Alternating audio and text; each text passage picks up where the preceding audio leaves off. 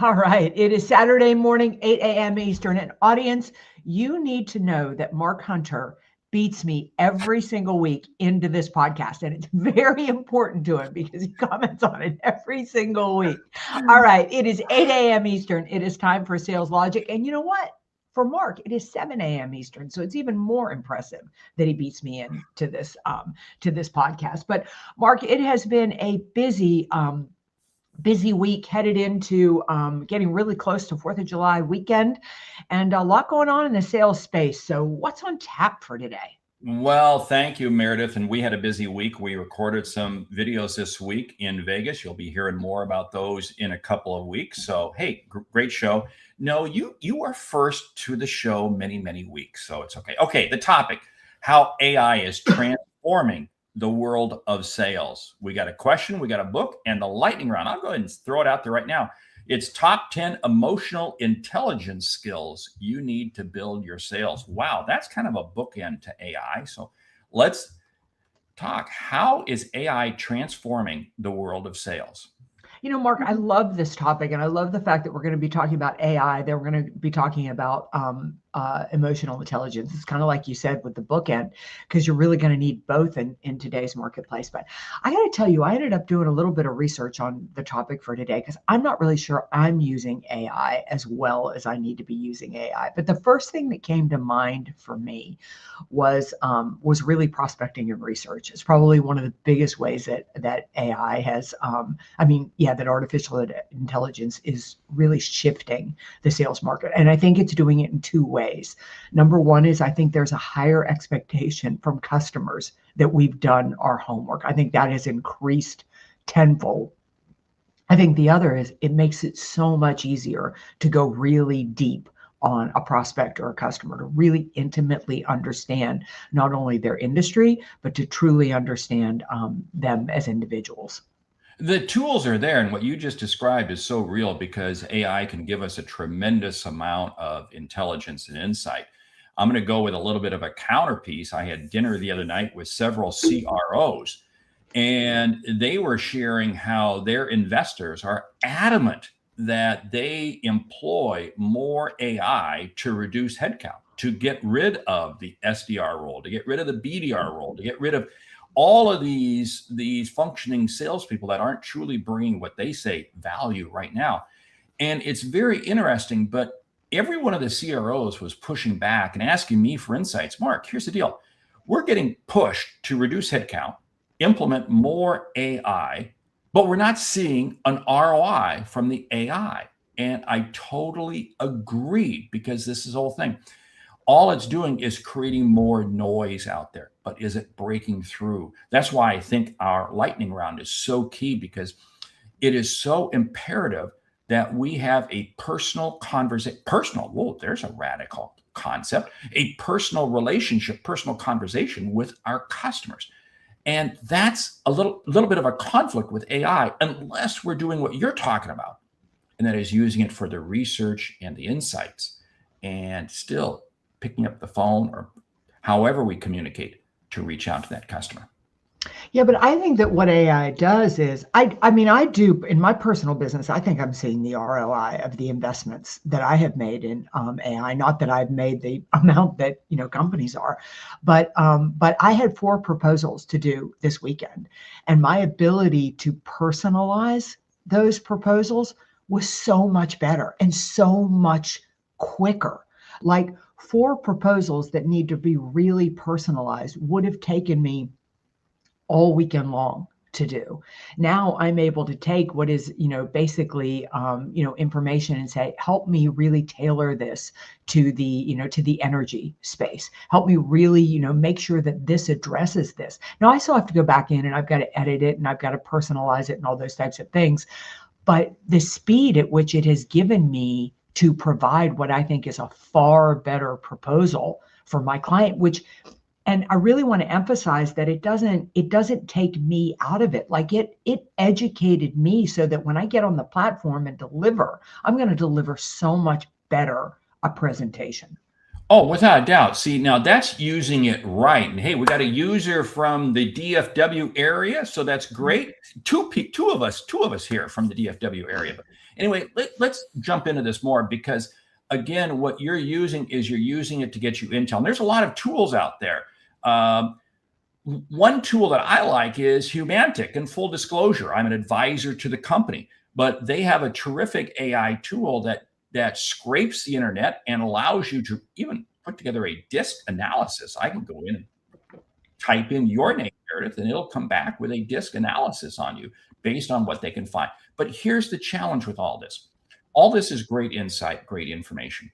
If the person you're trying to reach has a sizable footprint on the internet, and let me tell you something, there's still a lot of industries that don't. I work in several industries where people really don't have much of a footprint on AI. So therefore, that personalized information is not going to be there. The industry information is going to be there.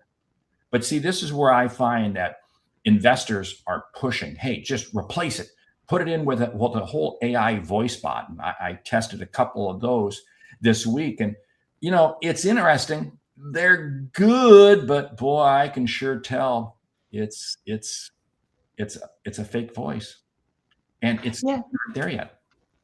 Yeah, I do think though customers have lowered their expectations on if they need simple, clean answers. I don't think they mind it being a chat box. I think about this like in grocery stores when self-service the self-service line came up, we all resisted it because we're like, we would never do that. And now you find yourself gravitating towards it. And so I feel like, some of these chat box and things like that, it's acceptable at a certain level. But to your point with the emotional intelligence, we have to strike the difference. Mark, one place that I just started using AI that I am loving is the forecasting. We've applied it to my CRM. Now my CRM is not as clean as my CRM needs to be, and my salesperson Teresa, she keeps a clean pipeline. If I could be like her, we'd have amazing data in there. So it's only as good, but it's like being able to not have to guess at probability, but to use some of those tools to weigh in, I feel like takes a lot of work and really gives you some honest feedback that you need as a salesperson.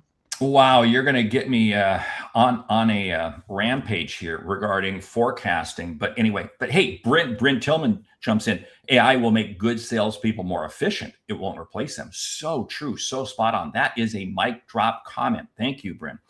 Here's my feeling on using AI to forecast. It's a great tool from a macro perspective. The more data I put in, just as you said, your salesperson is able to put in a tremendous amount of data, it becomes more accurate. Where forecasting breaks down is when it becomes more of a micro, and I've only got one or two deals, because at that, it's a flip of the coin. It's either going to become a deal or it's not going to become a deal. But let's back up the bus here, because AI is giving us a lot of insight. But here's the whole thing. And I'm still going to go back, and I've been saying this from the beginning. AI is a starting tool. It's not a finishing tool. In other words, like you said, you use it to help you get researched, but you still have to go in and personalize it. You still have to go in and put that. The person who takes AI and uses it to write the email completely and send it out, they are doing themselves a huge disservice, because that is going to scream loud. You can tell when you get an email that's AI generated, without a doubt. Yeah, I would agree with that. I think, but I do think that it's,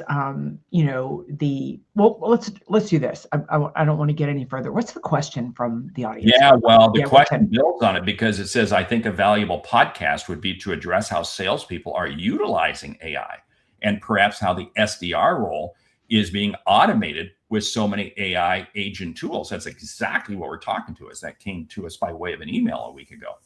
Yeah. See, and I think people who are naturally really, really great salespeople, they're not naturally really great content writers, right? Like they're not great email writers. They're not great blog writers. They're not all those things that you need to you need an idea to shoot a video to create your brand awareness. And I think putting all of that into these tools and saying, look, I need to write an email to a customer, to a prospect. I really, they ghosted me. What are your ideas on the best way to get their attention? And put that in there. And I don't know about you, but I find myself having conversations with AI, which may be a whole nother show about therapy. But I'll be like, they'll spit something back to me and I'll be like, no, I don't really like that. You didn't really nail the point, this or that. And then I can take it and personalize it from there. I cannot tell you how much time that saves me, but also the fact that I don't need an extra employee to basically help me out with that. The amount that I am able to do. So I see the role changing dramatically. I also feel like adoption rates are going through the roof. A year ago, if I talked to people, how many sales professionals I worked with that were using a tool, I still have an industry or two where they're not allowed. And I'm just like, oh my gosh, you're going to be so far behind. Oh, I think without a doubt, more people are using it, and that's good. Yes, somebody jumps in and says Humantic is awesome for net new prospecting, right? And it is. And these are some of the tools that we have to be on the lookout for. And there's dozens and dozens of tools out there that are going to help. Here's the key thing that you have to think about, though. What are you using it for? And one of the things that you use, and it's how I use it, I've got a chat bot, or however you want to call it, an agent. I've got tons of topics in there.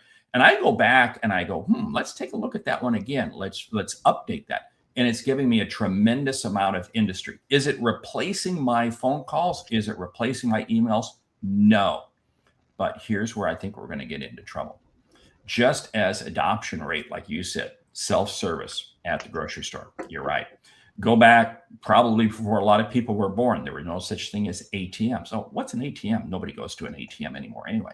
But such things as you had to call a phone number to make an airline reservation. Yeah. That's all become automated, and we appreciate it. So this machine is moving forward. SDR roles are going to become much more minimized. Here's a risk that I see, and this comes up in every CRO conversation I have. The problem is, if we do away with SDRs, who's going to train the account executives? How are we going to find, because SDR roles create the next level AEs for those that really pass muster and move up. So the SDR role is critical. We got to keep it around in some degree, but it's going to be vastly diminished over what it was 5 years ago.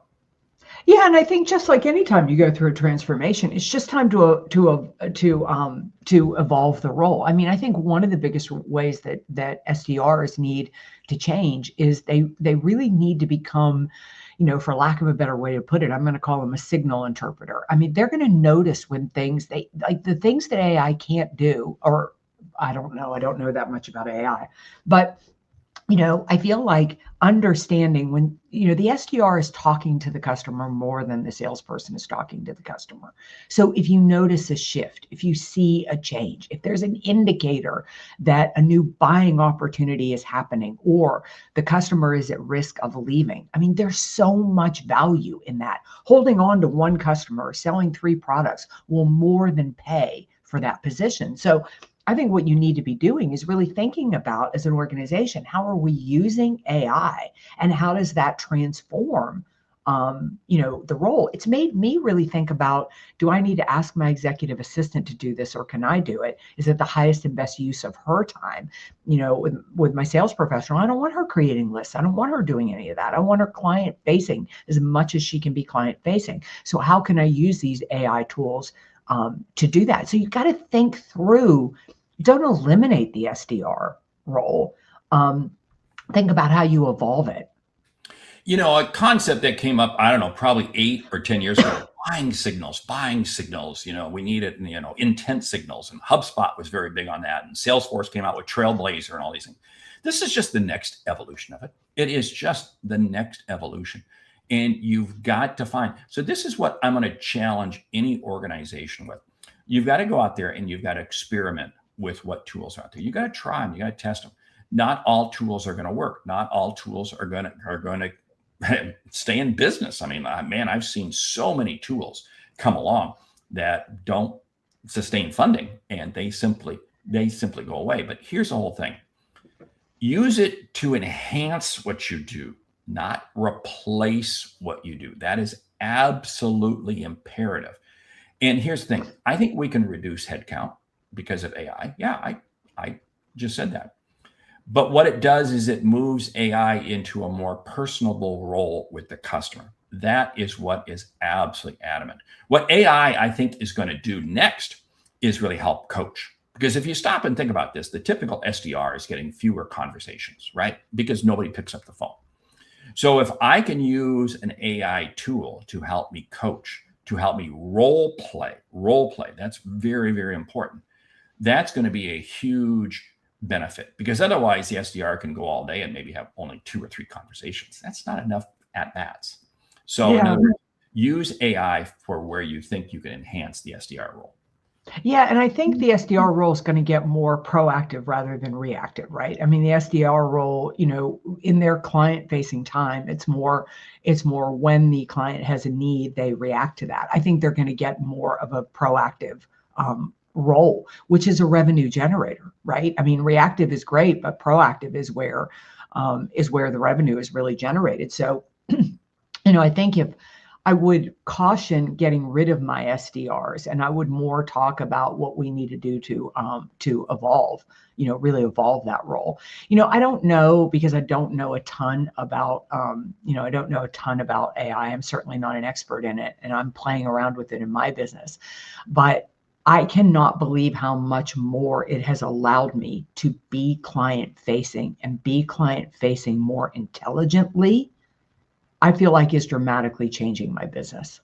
That's a huge piece, because one of the things that I like talking about is CFT, customer facing time. And it does. Having AI tools, it allows you to be more intelligent, more insightful. You have better questions, and it enhances the conversation. And it just simply gives you more time to make more calls, because this thing is working in the background, providing you information. So that's absolutely key, absolutely important. And this comes down to the fact of, what are you using AI for? I'm glad that you said you're not an AI expert. I'm certainly not. I tell you what, anybody who says they are, I really question, because it's changing so fast. It's unbelievable. But here's what I'm going to say. You have to have AI embedded into your organization at some level. If you're a solopreneur, you've got to have it embedded in there. The question is, what do you use it for? And the initial piece, I think, is just to use it for research, just to help you find more things and to help you sort through all of those, through the forest, to find the real opportunities. Because you can find real great needs, great intent signals, great buying signals, if you use AI in the right manner. Yeah, I think that AI is one of the best things that's ever happening to the sales field, because I know as a sales leader, my biggest challenge was, how do I get people out of the busy work and how do I get them client facing? I mean, it was always my biggest challenge. People would come up with a million reasons why they couldn't do certain things. And it was, paperwork, it was filing, it was, this or that. And now nobody, including SDRs, can hide behind really maximizing revenue generation. And so I think that it's, I think there's real power, real power in that. One thing I'd love to know from some of our audience members here is, what tools are you using? What are you actively engaging in from, we had somebody say, Humantic, I think, went up here. I'm sure we're all using chat. I'm sure we're all using Claude. I'm just curious what other tools people are using. Yeah, that would be great, because I'll tell you what, the tools that we're using, I mean, this is the whole thing. It all comes down to adoption. But this comes down to a whole separate piece in terms of how you're using AI, in terms of what are the prompts? What are the prompts that you're using? Anybody who has used any LLM for any period of time has learned that prompting is everything. I love what Adam is jumping in with, that. Yeah, while AI can make people more efficient, it also amplifies bad selling, garbage in, garbage out. I think this is a mic drop moment, right? Adam. I mean, what a brilliant comment. You are so right. It is going to shine the light on whether you are good at this or not good at it. I mean, how many times do we get the stupid email just because I can send out one bad email, but now I can send it out to 1,000? That's suicide. And that's what people are doing. And this is where I think investors pushing CROs, pushing sales teams to replace SDRs because, oh, we can do this in more mass. We can do this more mass. And I think it is denigrating the entire sales profession, period. Yeah, I love what Osama is saying here. I use it to increase categorized pipelines and get and update information about the industry, such as recent trends to share with customers. And Bryn is chiming in with some of the AI she's using and Fuel. Man, you're going to hear a lot more about this with Sales Logic and some new things that we've got coming down the pipe. But Fuel is powerful, great, and okay. And then and letAggieDoIt.com. I'm not familiar with that one. If that's connected with Texas A&M, well, we won't go down that path. So anyway, but here's the whole thing. There are tools out there, and you've got to take time each week to just play around. It's not looking for you to totally adopt, change, whatever. And be careful of the shiny object because you do got to validate. And remember, AI is still a starting tool. It's not a finishing tool. Hey, wow, time is ripping past. We got to get to the book. The book is from our good friends who is an AI expert. Yeah. For its sakes, it's AI Mind Shift. It's a great book. Came out in November. Still very, very relevant out there. You do laugh though. You do wonder. You think, how long will it be relevant though? Because AI is changing so fast. But if you're new to AI, if you want to learn a little bit more about it, Ford is really a great expert to follow, and his book is a great read. Yes. Ready for the lightning round? I do. Top 10 emotional intelligence skills you need to build your sales. Number 1 is self-awareness. You need to really be clear on what your strengths are, what your weaknesses are, and how your emotions run. Love it. Listen to understand, not to respond. Yeah, I think number 3, I'm going to say motivation. Like, what's your internal drive? How about curiosity on steroids? Be that 4-year-old kid that asks questions on everything. Yeah, I think number 5 is empathy. You need to be able to really feel what your customer, your client is feeling. It's just a brutal honesty with yourself and in every form of communication that you have with customers. Yeah, I said self-awareness. You need to have social awareness. You need to be able to adjust your style to better connect and better read the room and read others. Wow, I'm gonna build on that, and that's accept silent moments. Accept times when there's no conversation happening. Accept it. Yeah, I think communication is your ability to connect and communicate with people. Ooh, I like that. Hey, make it never about yourself. Make it always about the other person. Yeah, I'll say number 9 is to never stop learning. It goes with the curiosity one that you said, but you've got to have that that growth mindset. Yeah. Number 10, use all your senses, whether it be seeing, feeling, hear, just use all of your senses. Hey, great show this morning. Great audience participation. Thank you so much. We got some big announcements coming out. If you're catching this live, you're going to want to catch our July 4th show because we got some cool stuff. But anyway, with that, we want to say thank you for listening to Sales Logic this week. If you like what you hear, subscribe, rate, and review the show on your favorite podcast app. Something we've said has earned you a single dollar. Consider telling a friend about our show because it's how we grow when we help you grow. I'm Mark Hunter. And I'm Meridith Elliott Powell. Remember, when you sell with confidence and integrity, all of this uncertainty suddenly becomes your competitive advantage. And the sale becomes logical. All right, we got some great audience comments here. We'll make sure we include those in the show notes. Remember, tune in July 4th. Mark and I've got some big announcements coming, and join us right back here next week for another episode of Sales Logic. Have a great weekend.